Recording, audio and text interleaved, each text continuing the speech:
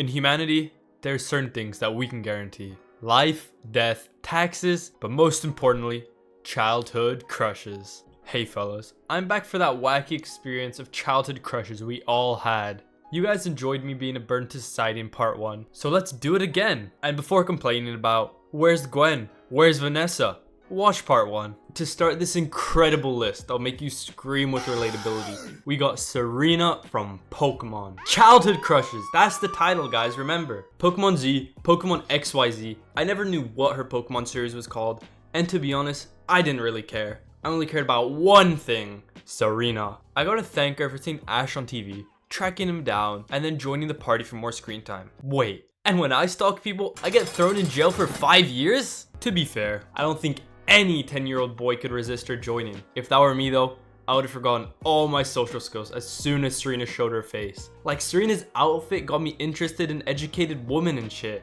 At that time, I was sniffing my way to the nearest college. Her fedora did her dirty if I'm being honest. In every episode I watched, I was begging for her to take off the fedora and let the majestic, strawberry-scented hair flow. But Serena didn't care what I thought, because she cut it off! All of it! Gone. It didn't have to end like this, Serena. No.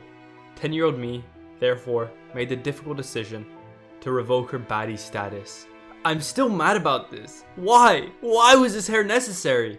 I bet my boy Ash demanded Serena to cut her hair. He had unlimited control over girls. He just naturally made older girls travel the world with him. His game was immaculate. Girls were bending over backwards for him. It was crazy. Sometimes taking a break can go a long way to help you focus your training. Ash, you're my inspiration. Here's a classic coming up. StarFire's sister! I know StarFire's sister is a goth version of StarFire, and that's exactly why she's better. I already had a crazy crush on StarFire, and then her better counterpart shows up? What was I supposed to do? I don't care how short her appearance was in the original Teen Titans. That whole episode, I was in a trance. Plot is out the window when StarFire's sister is on my screen.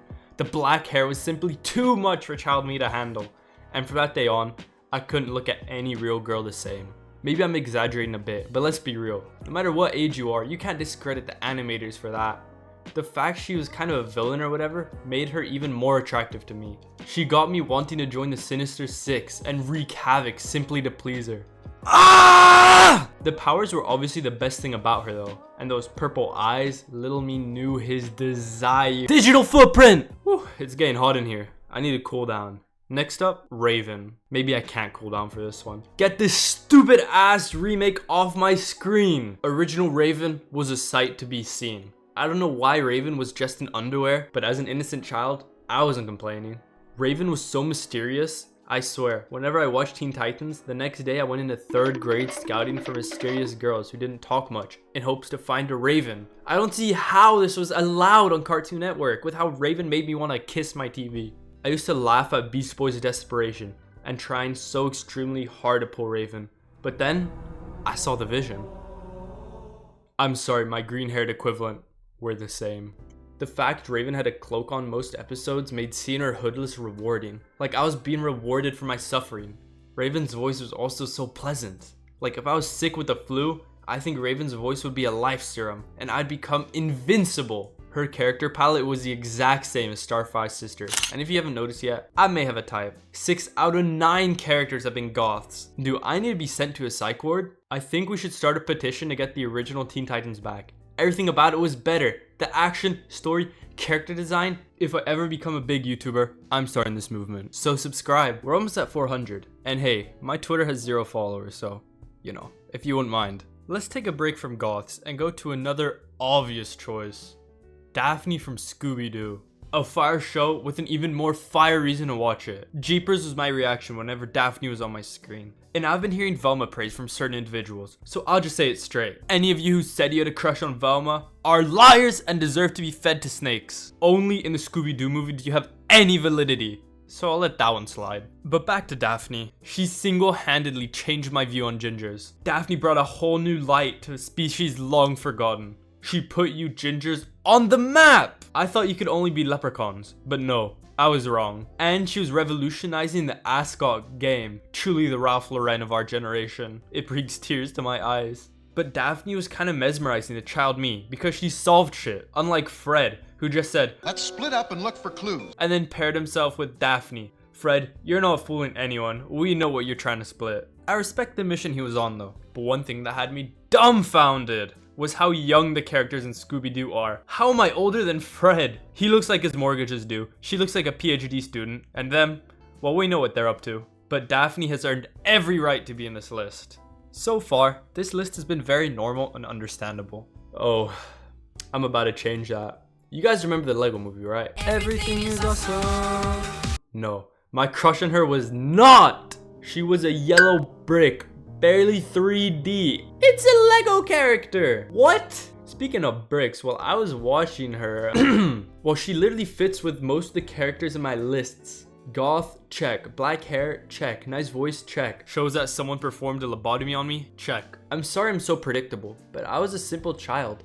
The strands of hair were a bonus though, and Wildstyle just made me wild. Apart from that, I kind of forgot what happened in this movie. I just remember one thing. I know who I'd want to DM if I was a Lego man. This Millennium Falcon ain't building itself. You know what? Let me add another weird crush while we're at it. Gotta preface this by saying, I'm not a furry, but Lola Bunny may convince me otherwise. Those Space Jam commercials had me in disbelief.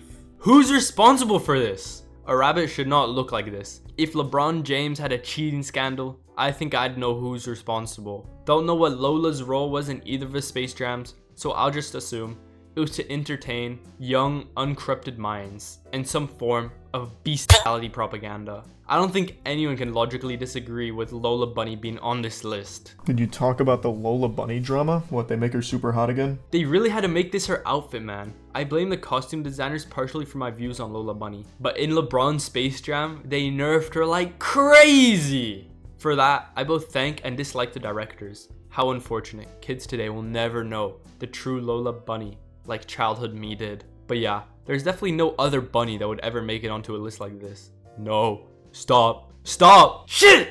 From human to Lego to bunny and now to cars. The rabbit hole is crazy. Sally from Cars is a car. Now don't put me on no TLC shit, but I don't even resent myself for this one. It was just a fact of life. She bad!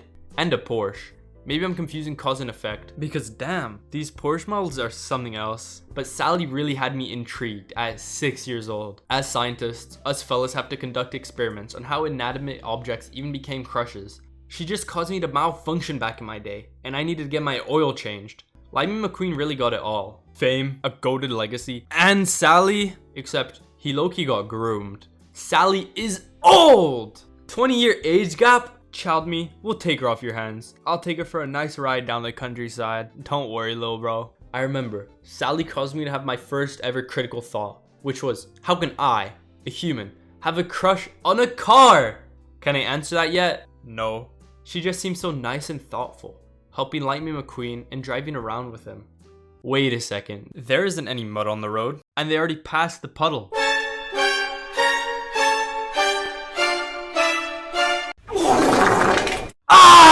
Dookie in the face is too far! Get her out of this list! Anyways, fellas, tell me about your childhood crushes, because in the last video, you guys were equally as deranged as I, which made me happy to see. And subscribe or no more Lola Bunny.